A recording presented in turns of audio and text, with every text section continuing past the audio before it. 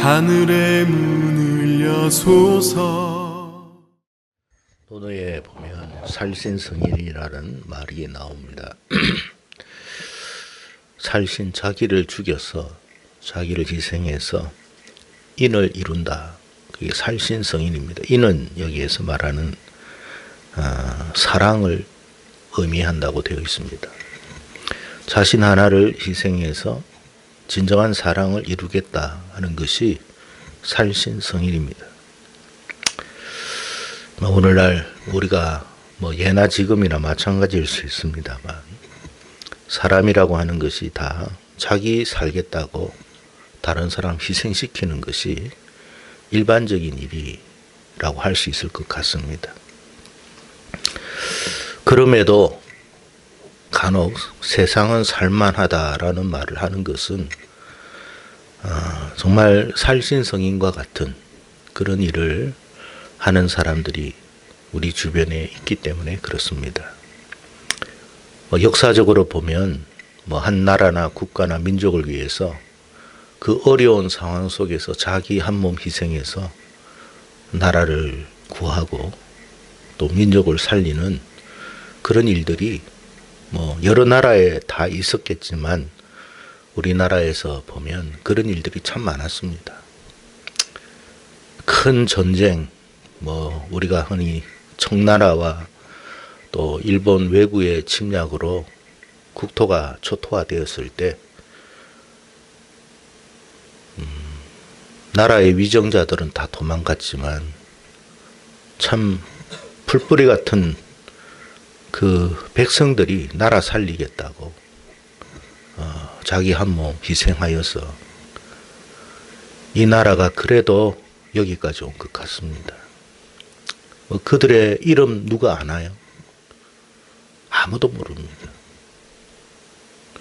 태종, 태세, 문단세, 조선 왕들의 이름은 우리가 알지만 실질적으로 나라와 민족을 위해서 희생한 사람들의 이름은 우리가 알지를 못해요.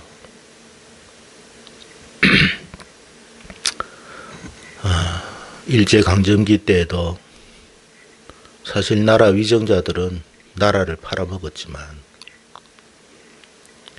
참 사람들이 알아주지도 않던, 누구나 아무도 몰랐던 사람들이 독립운동을 하고 나라를 찾겠다고 애썼던 사람들도 참 많습니다.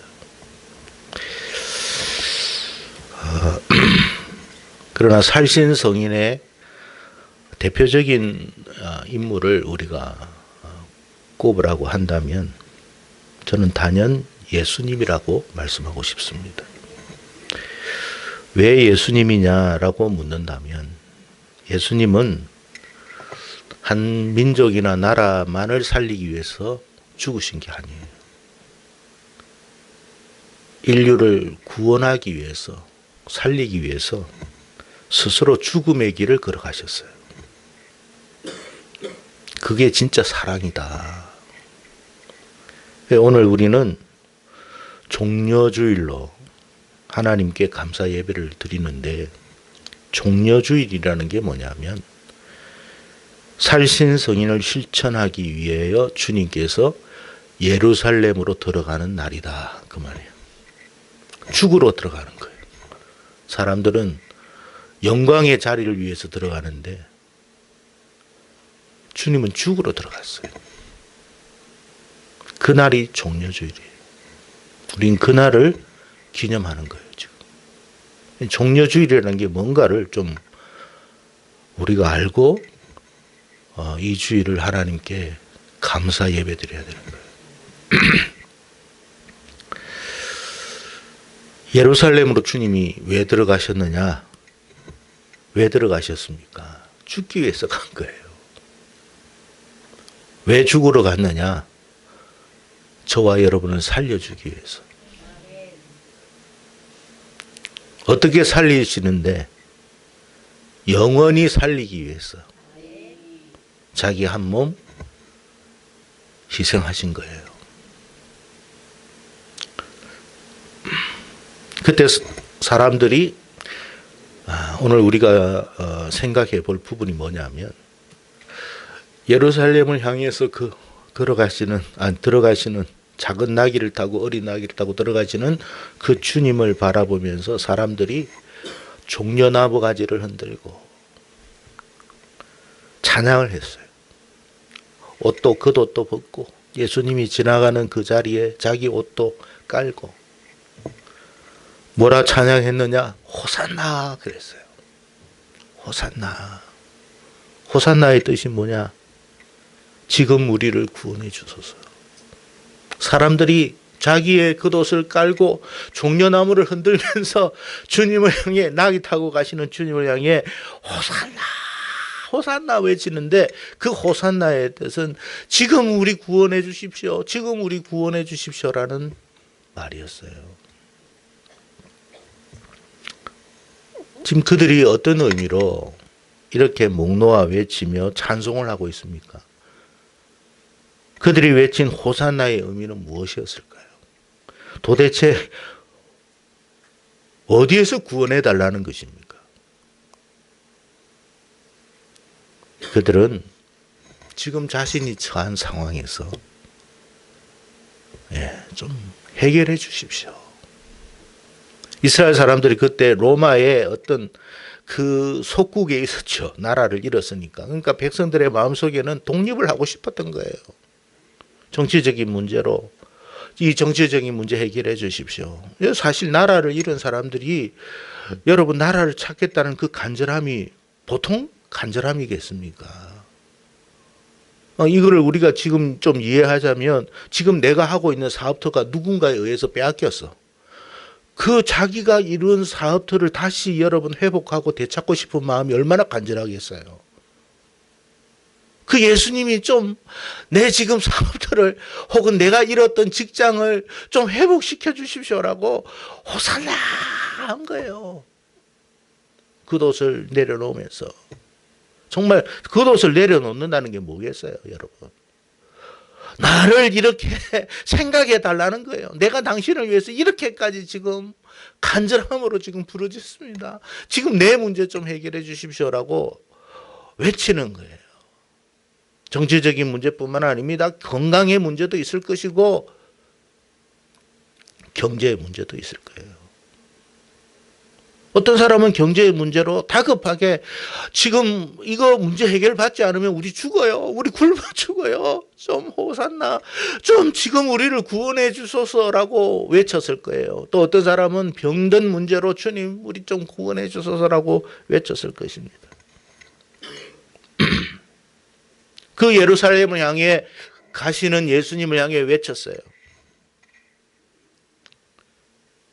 근데 주님은 그 사람들의 지금 바람을 다 듣고 계심에도 불구하고 그 문제를 가지고 그 문제 때문에 예루살렘으로 가고 계시는 게 아니에요.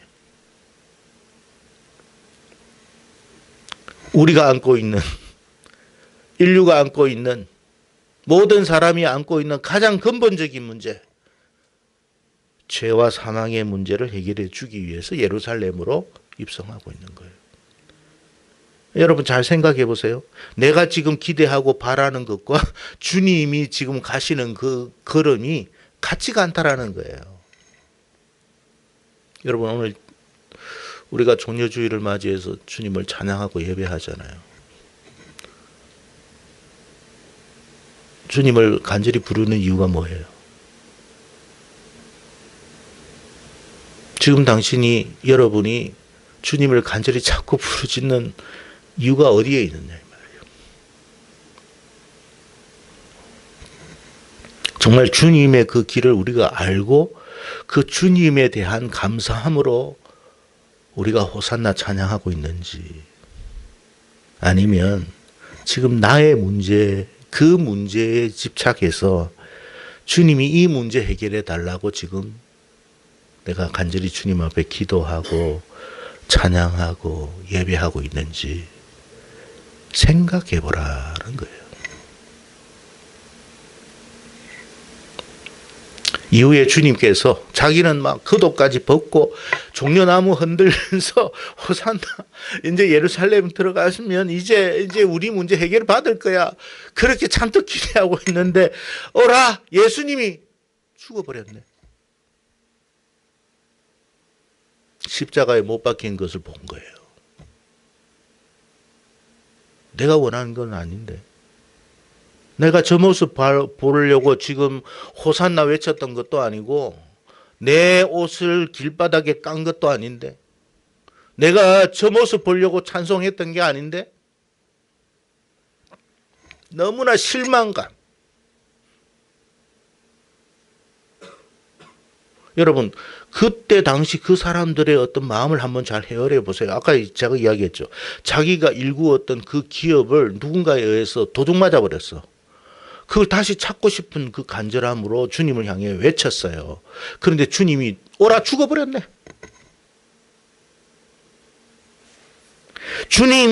주님만이 내 문제를 해결해 주실 거라고 생각했는데 주님이 죽어버리신 거예요. 얼마나 실망감이 컸겠습니까? 얼마나 절망감이 들었겠어요. 모든 기대가 다 무너진 거예요. 오직 주님만 바라봤는데 나는 주님만 바라본 거예요. 주님. 근데 그 주님이 죽어버렸네. 그들의 입술에 나왔던 찬송이 저주로 바뀌어버렸어요.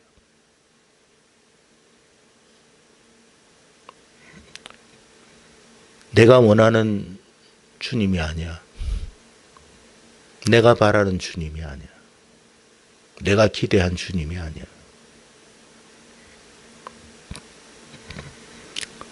주님은 그들이 외쳤던 호산나의 의미를 몰랐을까요? 다 알고 계셔요. 다 알고 계셨을 거예요. 아, 저 사람은 지금 직장의 문제로, 저 사람은 지금 애인과의 갈등의 문제로,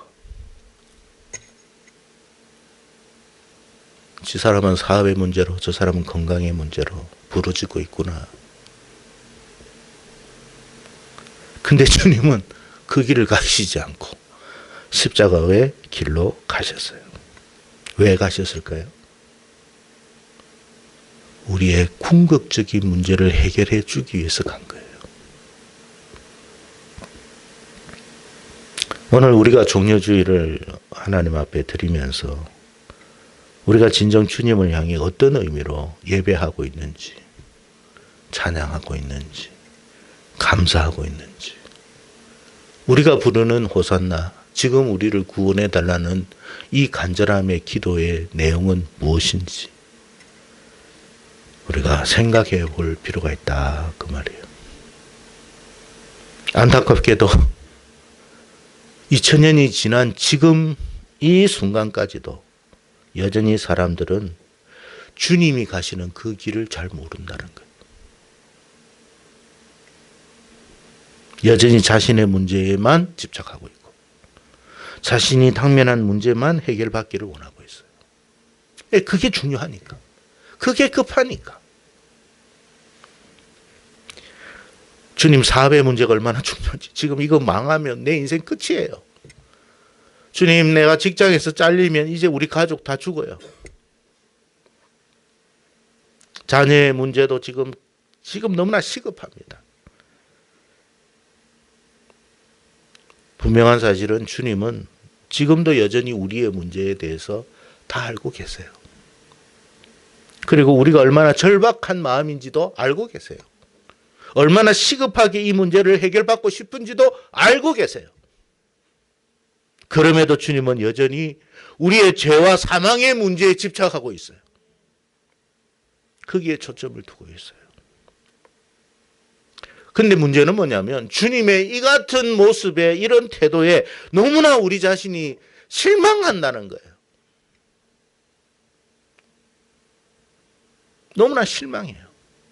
급기야는 주님을 떠나는 경우도 있어요. 심지어는 저주까지도 합니다. 내가 헛믿었어. 내가 헛믿었다니까. 내가 이러라고 내가 교회 다닌 건 아닌데. 아니 주님이 지금 내 문제를 해결해 주실 수 있는, 주님 내 마음 안다죠. 주님 내 사정 안다면서요. 근데 왜 주님은 내 문제에 대해서 아무런 반응을 안 보이시는 겁니까, 주님? 내가 지금 얼마나 다급하고 얼마나 절박한지 주님 모르십니까? 나는 정말 온전히 주님만을 바라보고 호산나를 부르고 있었던 거예요, 주님. 주님에 대한 그 기대감이 저는 100%입니다. 근데 왜 주님은 제 문제에 대해서 그렇게 아무런 반응도 보이지 않습니까? 그러니까 절망감이 큰 거예요. 너무 상실감이 큰 거예요. 찬송이 이제는 원망으로 바뀌고 저주로 바뀌는 거예요. 믿음은 무엇일까요, 여러분? 우리가 믿는 믿음은 무엇일까요? 여러분, 사람들이 왜 교회를 떠날까요? 왜 주님 주변에 사람들이 없는 걸까요? 주님의 죽으심은 실패자의 죽음입니까? 우리는 주님의 죽음이 실패자의 죽음이 아니라는 걸 알아야 합니다. 그러나 현실적으로 보면 주님은 죽어버리신 거예요. 내 문제에 전혀 어떤 것도 반응하지 않고 그냥 죽어버린 거예요. 이제 다 끝났다 생각돼요. 근데 끝난 게 아니에요. 우리의 실제적인 문제를 해결해 주기 위한 과정일 뿐이에요. 여러분의 기대, 우리의 기대가 지금 무너졌다고 우리의 인생이 무너진 것이 아니에요. 우리의 삶에 무너진 것이 아니라는 것을 성경이 우리에게 말씀해 주고 있는 거예요. 그렇기 때문에 지금까지 기독교가 이어오고 있는 거예요. 만약에 주님의 죽으심이 실패자의 죽음이라면 2000년 전에 벌써 끝났어야 해요.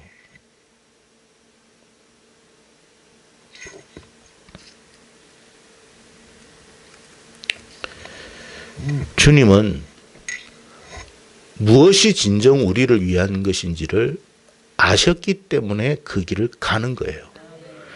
주님은 정말 지금 우리가 가장 중요한, 우리에게 중요한 문제가 무엇인지를 알기 때문에 여전히 십자가의 길을 말씀하고 있는 거예요. 십자가는 우리가 안고 있는 모든 문제의 해결책이에요. 십자가야말로 진짜 우리가 살 길이라고 주님은 말씀하고 계세요. 요한복음 11장의 내용에 보면 여러분 성경을 읽어보셔서 아시겠지만 이제 나사로 사건이 나오죠. 나사로가 무슨 병에 들었는지 몰라도 죽을 병이 들었어요. 근데 그 여동생들 마리아와 마르다와 마리아가 얼마나 여러분 오라버니를 살리고 싶었겠습니까? 그래서 여러분 기댈 것은 주님밖에 없다. 그래서 급하게 사람을 보내었습니다. 주님 좀 우리 오라버니 죽게 되었는데 빨리 오셔서 좀 살려주십시오. 고쳐주십시오. 그렇게 호소를 했습니다. 근데 주님은요, 너무 무심한 것 같아요. 나는 너무나 절박한데 주님은 절박하지가 않아. 나는 너무나 간절한데 주님은 너무나 간절하지도 않아. 주님이 더 지체를 하네요. 아니, 급박하다고 이야기를 했으면 어떤 어려움이, 어떤 문제가 있을지는 모르지만 그래도 주님께서 빨리 이게 오셔가지고 뭔가 조치를 취해도 지금 될까 말까 하는 일인데, 아니, 오시지를 않네요. 결국 어떻게 됐다고 되어 있습니까? 죽었어요. 누가요? 오라버니가. 여러분, 이게 우리의 삶에 대한 이야기라고 생각하시면서 성경을 읽어야 돼요. 그때 나는 어떤 모습일까? 여러분이 원하는, 정말 기대하는 그 지금 직장에서 잘려버려서 이제 거지가 된 거야. 사업이 망했어요. 회복이 안 돼. 망해버린 거야.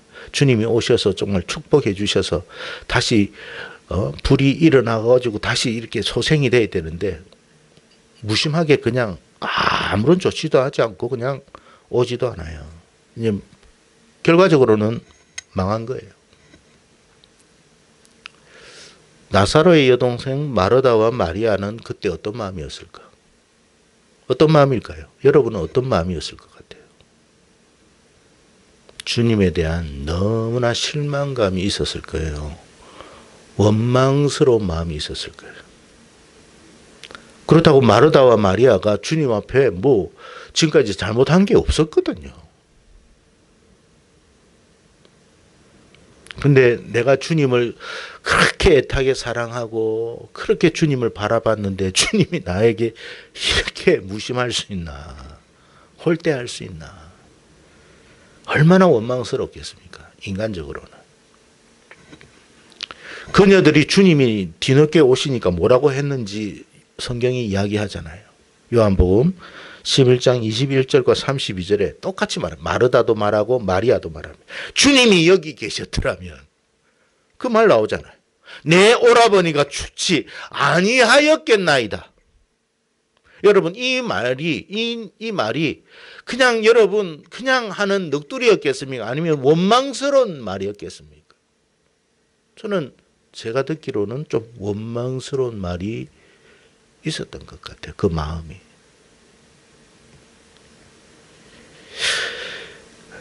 이에 주님께서 23절에 이렇게 말했습니다. 너의 오라버니가 다시 살아나리라. 죽었는데 다시 살아난대. 25절에 그렇게 또 말합니다. 나는 부활이요 생명이니 나를 믿는 자는 죽어도 살겠고 무릇 살아서 나를 믿는 자는 영원히 죽지 아니하리니 이것을 내가 믿느냐. 묻습니다. 물론 여러분 요한복음 11장에 보면 44절에 죽은 나사로가 살아나는 역사가 나타났다고 되어 있습니다. 그러나 여러분 요한이 지금 말하고자 하는 건 거기에 있는 게 아니에요. 나사로는 살았지만 일시적으로 산 거예요. 다시 죽었어요. 물론 10년을 살았지 20년을 살았는지는 몰라요, 나는. 자, 한번 물어봅시다. 주님이 예루살렘을 향해서 걸어가시는 이유가 뭘까요? 왜 십자가의 길을 걸어가실까요? 우리에게 일시적인 생명을 주기 위해서 가신 게 아니에요. 영원한 생명을 주기 위해서 가시는 거예요. 조금 잘 되게 하기 위해서 주님이 십자가의 길을 가는 게 아니에요. 영원히 잘 되게 하기 위해서 가시는 거예요.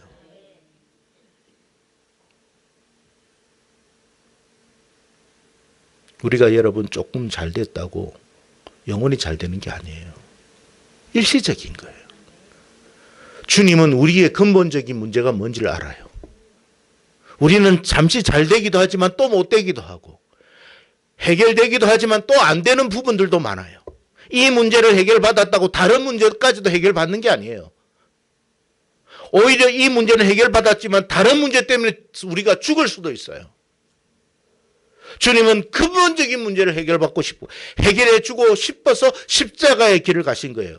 우리의 소원, 우리의 간절한 바람, 우리의 어떤 그런 모든 것 다 알고 계세요. 그렇지만 그게 중요한 게 아니에요.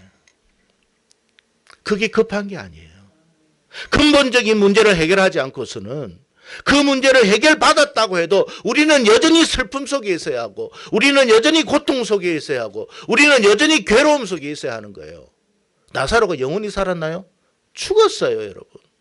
마르다도 죽었습니다. 마리아도 죽었습니다.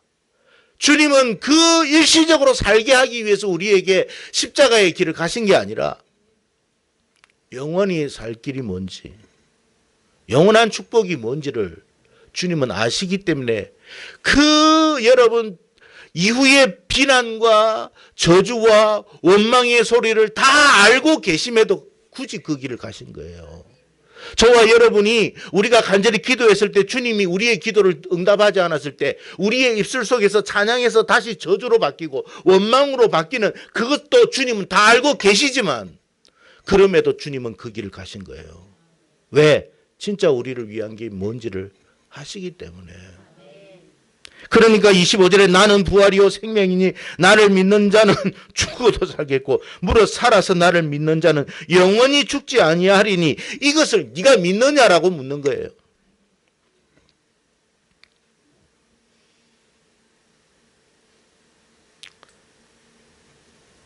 그래서 여러분 우리가 주님이 가신 그 십자가의 길은 지금 이 종려주일을 맞이해서 내가 지금 주님이 이 종려주일에 주님이 가신 그 십자가의 길을 네가 제대로 알고 지금 찬양하고 예배하느냐를 묻고 계시는 거예요. 그리고 진짜 네가 네 기도의 제목을 지금 응답받지 못했을 때도 네가 찬양할 수 있느냐고 물으시는 거예요. 여러분 우리는 알 수는 없습니다만 반드시 주님은 우리의 근본적인 문제를 해결하실 겁니다. 우리가 여러분 장례식장에서 믿음의 형제와 자매를 보낼 때 그럼에도 찬송할 수 있는 이유는 영원한 부활을 믿기 때문이에요. 그리고 영원히 헤어지지 않을 것을 믿기 때문에 우리는 그 장례식장에서 비록 슬프지만 찬양하는 거예요. 그게 믿음이에요. 주님은 우리가 원하는 그 간절함의 성공과 인생의 어떤 성취가 지금 현재 당장 이루어지지 않아도 영원히 무너지지 않는 성공과 그 성취를 이루기 위해서 가신 거예요. 더 이상 그 악한 것이 너를 해하지 못하고 더 이상 사망이 너를 위협하지 못하고 병이 너희를 위협하지 못하고 고통이 위협하지 못하는 그 나라를 우리에게 주기 위해서 십자가의 길을 가신 거예요. 그거를 알고 호산나 하라는 거예요.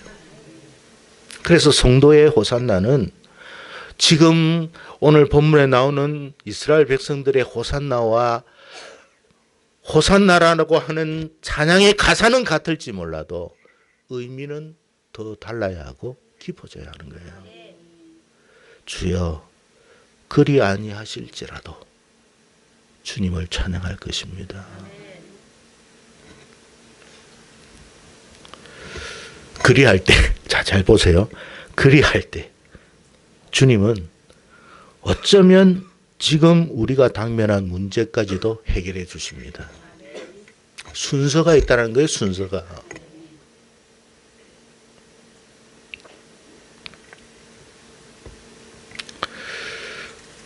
나사로의 여동생들의 소원이 비록 일시적이지만 해결받았잖아요.